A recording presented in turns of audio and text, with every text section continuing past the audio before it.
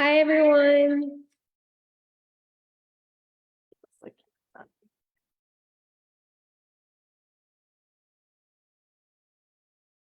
Thank you so much for joining us tonight for our first edition of the Barker Seasonal Forum for Wetlands Advocacy. Tonight we're here at the Save the Dunes headquarters in Michigan City in LaPorte County. And we're going to, I'm here with Harshini, our advocacy coordinator, and I'm the community engagement coordinator. We're gonna have a little presentation for you to learn about the wetlands in Northwest Indiana and ways that you can protect them.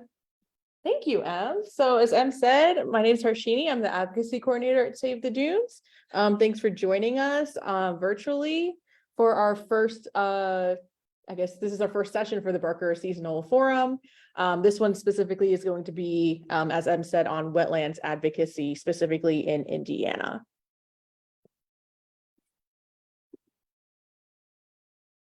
Okay, so first I have a little video from our partners at the Nature Conservancy. They did a really good 1-minute video about how important Indiana wetlands are to, especially to our region in Northwest Indiana, with us being one of the most biodiverse regions in the entire country. So I'm just gonna hit play and then we're gonna watch this real quick.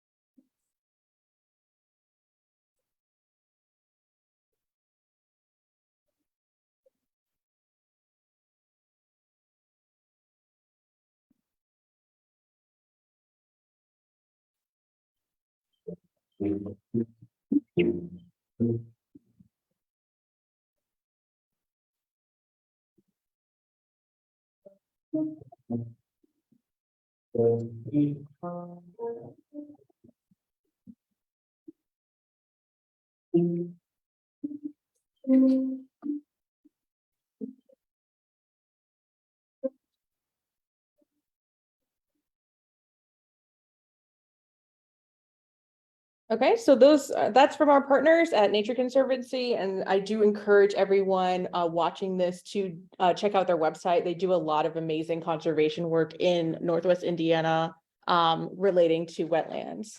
Okay, so I'm just going to start from the very beginning. So what exactly is a wetland? So a wetland is an area of land that is either permanently, seasonally, or intermittently flooded by water.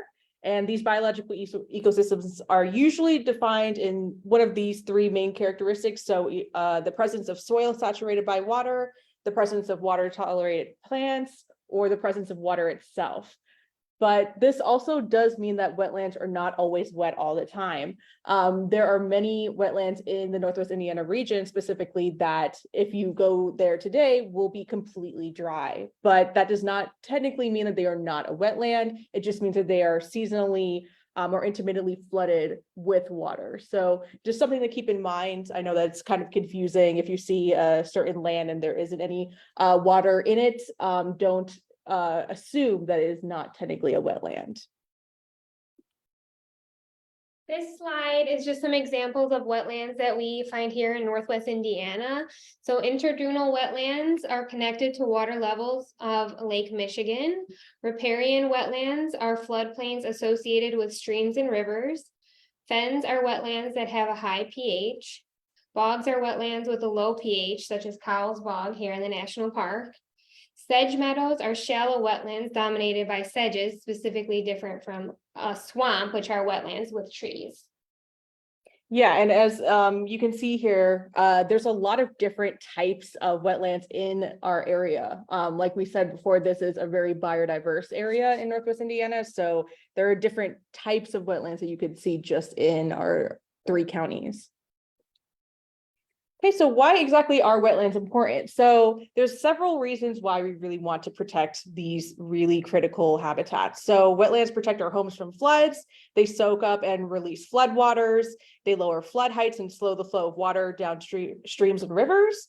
They also help with erosion control. So the shorelines along rivers, lakes, streams are protected by wetlands, and they hold the soil in place and buffer strong currents, especially with our seasonal changes, with climate change being an increasing problem, especially in Northwest Indiana with our lake levels fluctuating with the shoreline erosion. This is something that really does help in the Northwest Indiana region. It's just making sure that our beach or shorelines are not eroding and that they are kept pristine and help us and others recreate responsibly and safely as well. So this is just something to keep in mind. So they also filter out contaminants, they cleanse water, they trap sediment and sediment carrying contaminants, they store and process excess nutrients such as nitrogen and phosphorus, and filter out harmful chemicals from the water, including pesticides and industrial chemicals. So of course, this is important in our region because we have so many shoreline facilities, such as, US Steel, Cleveland Cliffs, BP Whiting. So this filtering out of harmful chemicals is really, really important because we have such a heavy industry presence along with our natural areas such as the national and state park. Okay, so like we said, wetlands are ecological necessity. So they serve as an important habitat for so many different types of plants and animals. As you can see on the left, there is a little video of a wood duck. More than 1/3 of the US threatened and endangered species live exclusively in wetlands, and nearly half of them use wetlands at some point in their lives. So if you think about it, there's so many different types of plants and animals that need the wetlands to literally survive. And if we have these important critical habitats at risk, this is going to be a really big problem for them. So, inland wetlands for many of these species on the left, such as the wood duck or the roundleaf sundew in our area, really do need these inland wetlands, and that's the only places that they can live. And of course, wetlands are always important for birds. So we have a lot of waterfowl in our area, and just nationally, many of the US breeding bird populations. So that includes things like geese, ducks, woodpeckers, hawks, wading birds, and there's so many songbirds in our area as well that feed and nest and raise their young in wetlands exclusively. The migratory waterfowl, such as these examples, use the coastal and inland wetlands for resting, feeding, breeding, or nesting grounds for at least part of the year. So if these wetlands are gone, they're not going to be able to basically reproduce and make sure that they have more of their population, and that increases in the future as well. So that's important for the bird populations. Okay, so how exactly are these wetlands protected? So the protections really vary whether it's federal or state regulation. So for us in Indiana, if the U.S. Army Corps of Engineers determines that the wetlands or the other water features are present and determines that it's not regulated under the federal Clean Water Act, then it is determined to be under state jurisdiction. So it's always in that order. It always goes from federal determination, and then they'll figure out if it's a state jurisdiction versus the other way. So just something to keep in mind if you are a homeowner and you do have a wetland on your property, this is always the order in Indiana.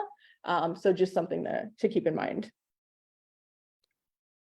Okay, so these are kind of the big questions that we want to answer today. So why exactly are we really concerned about wetlands right now? What exactly happened? And why has wetland regulation been such a big issue in the news and in the press? So the Sackett versus EPA Supreme Court case is the reason for that. So this case came out in the end of May, around like May 23rd, 2023. So we're going to just quickly go through what happened, what exactly was the ruling, what did this exactly change, and what does this mean for our state in Indiana? Okay, so just a general overview about the Sackett versus EPA case. So the Sackett family, or the plaintiffs, began backfilling a Idaho lot with dirt on their property to build their home.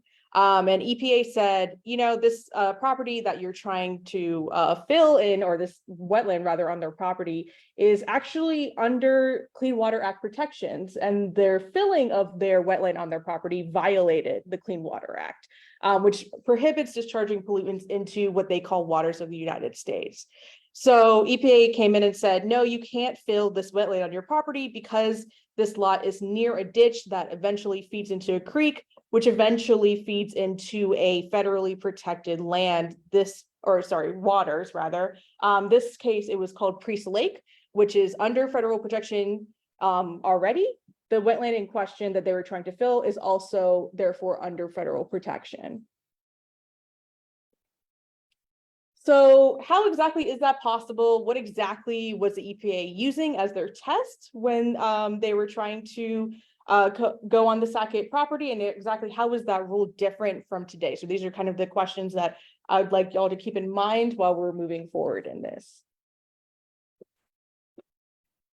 So what exactly was the ruling? So the Supreme Court unanimously, so 9-0 decision, sided with the plaintiffs, or the Sackett family in this case, and stated that the EPA's current test that they use to determine whether or not a wetland is federally or state protected is not allowed under the Clean Water Act. So that's the federal Clean Water Act that they're using. And they basically said, no, EPA, you cannot be using the test that you're using right now. That's not correct. You have no standing under the Clean Water Act to even use this test. So the previous test, which is called significant nexus test, this allowed for federal protection for a wetland that had a significant nexus to a federally protected waters of the United States.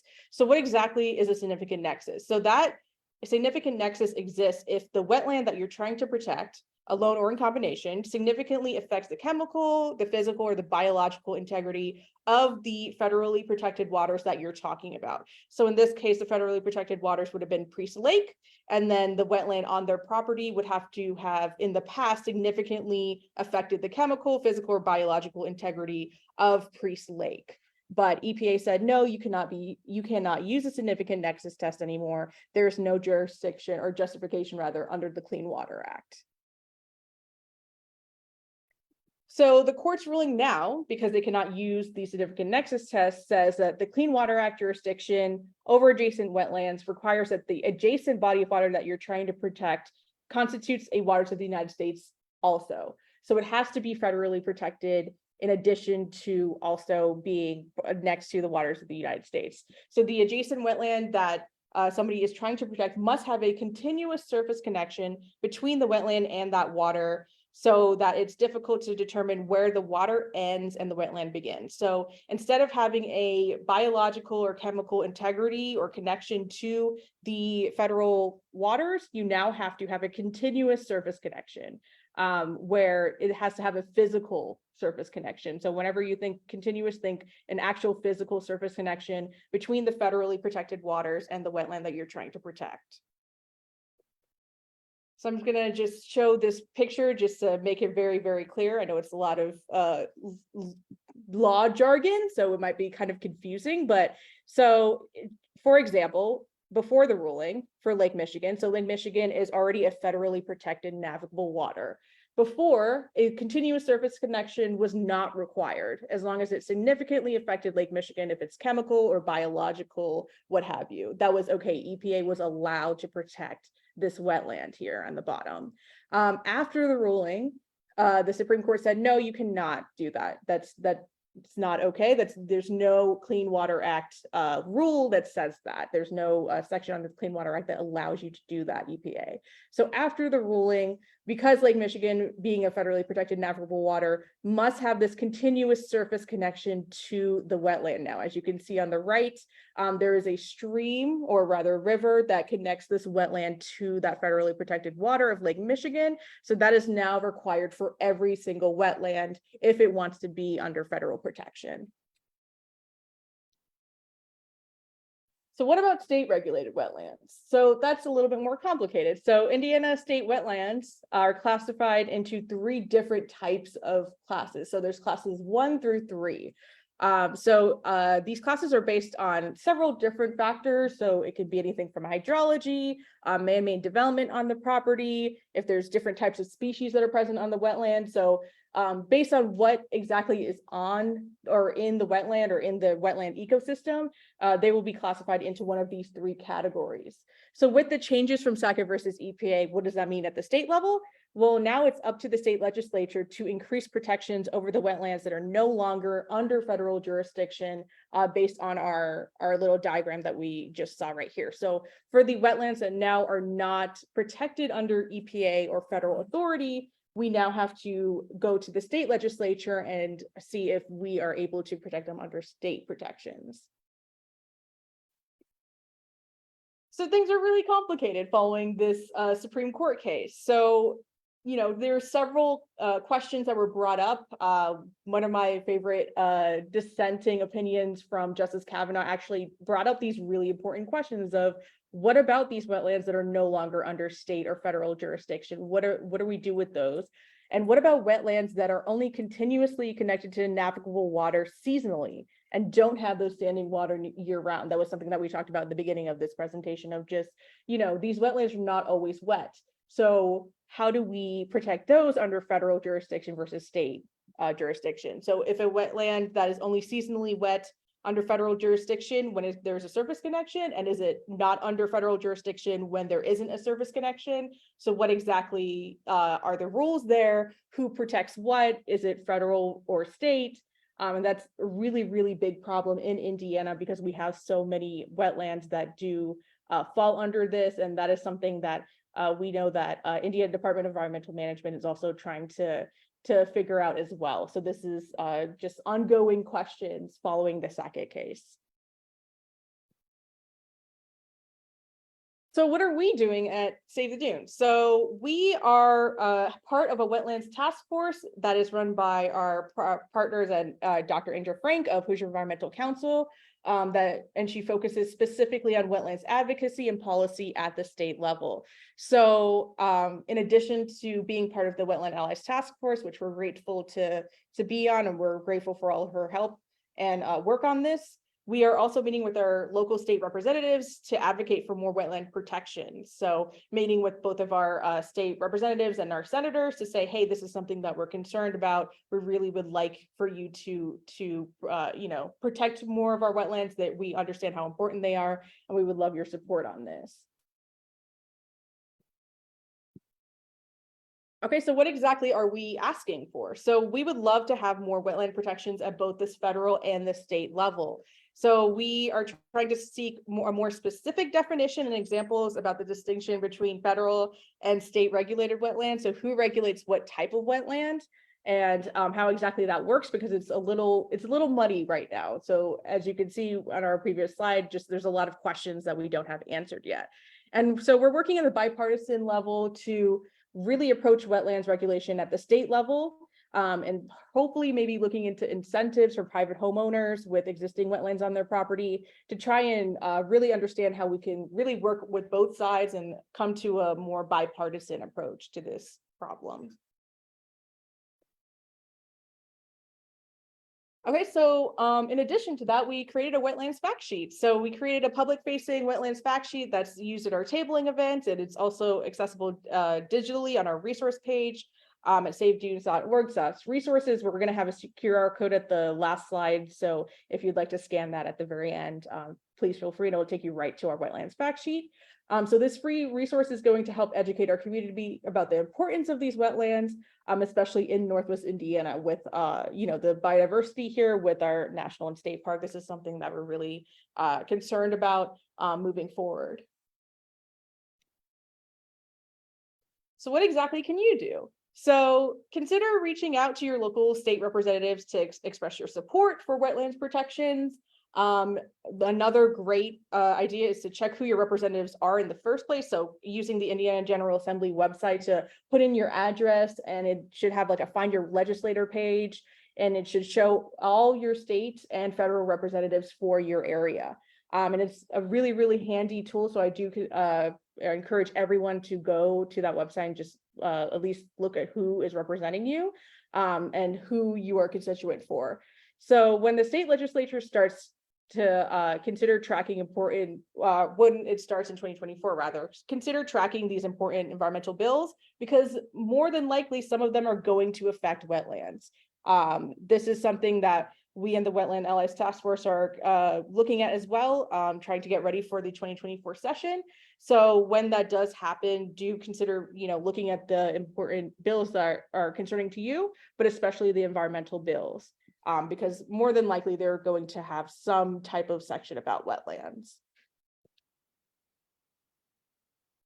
So what else can you do? So we encourage subscribing to your local newspaper, of course, local newsletters from your nonprofit conservation groups, all of our partners in Indiana, to understand the important, crucial work that they're doing to protect wetlands. So of course, Hoosier Environmental Council, as we mentioned, Indra is doing amazing work in the Wetland Allies Task Force, Alliance for the Great Lakes, Chicago Wilderness, Nature Conservancy. There's so many nonprofit organizations in Indiana that are doing amazing state level work. So we really do encourage everybody to consider signing up for their newsletters.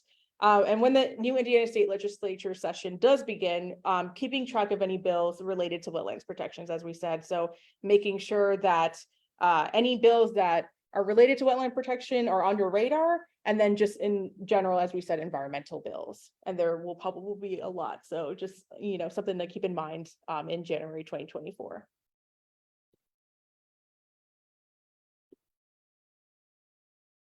Okay, and so I just wanted to talk about a couple of examples of wetlands in Northwest Indiana. There's a lot of different examples, but I just wanted to highlight a couple of them that are near us and near our offices, actually. So the Springfield Friend Nature Preserve is under the Indiana Department of Natural Resources.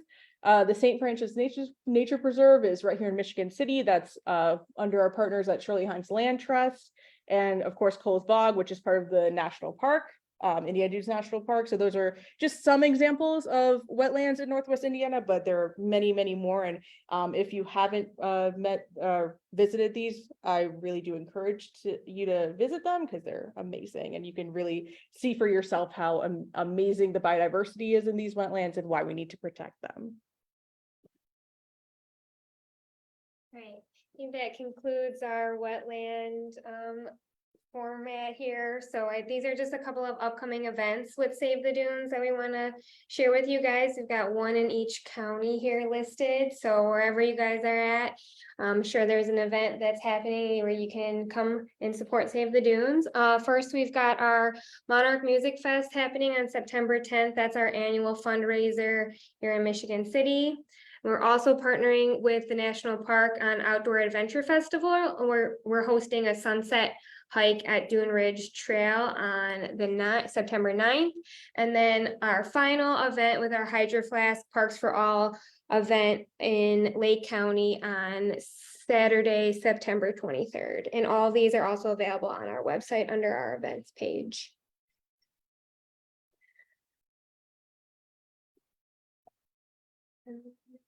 This is also a little stay up to date with Save the Dunes and follow along on socials and on our website and via our e-newsletter if you have not signed up yet. Okay, and that's it. So thank you so much for listening and joining us live. But like I said, there is a little QR code to the left. If you want to scan that to access our digital wetlands fact sheet, you're more than welcome to. I also put our contact information just in case there are any other questions. But if anybody has any questions and you want to put them in the chat, we'd be more than happy to answer them. But thank you so much for listening. Any questions here at Parker or wetlands? Informed? Do you feel like you learned something about wetlands today? Well, it just supports what we already know, but we ignore. So hearing it again and again is important, because we know the importance, but it doesn't top the list. Yeah. So when we're seeing it again, it supports the importance of the wetlands. Yes, we know Lake Michigan and how that ties into the wetlands. So no, I think we all need refresher courses often. Yeah, absolutely. And yeah, that was kind of what our idea is as well. It's just like everyone hears the word wetland, but it's kind of hard to understand what exactly is so important about them, why we care about it. I think Robert had a question about like the broadcast. Yeah, So I see that. yeah, so we actually did record this, Robert. So when it should be on, is It'll it be on Facebook. on Facebook Live? So you can have the ability to go back and just start from the beginning to see the entire presentation. But if there are any questions after this, please do reach out to me. I have my email right there. And the QR code is right there if you want to scan the for the digital wetlands fact sheet. But yeah, if there's any other questions, let me know. And when is your next forum? Will be October 25th. Okay, And what will be the topic that? Topic will be our conservation, and it will be leave the leaves, gardening, putting your garden to bed for fall. And then we'll be here at the Barker House. Yes, it will be Great. here. okay. Well, if nobody has any other questions, thank you so much for attending virtually. We really appreciate it. Look forward to our next Barker Seasonal Forum session in October. That's going to be on conservation, so it'll be really exciting. And have a great rest of your week. Thanks so much for coming. Thank you, everybody.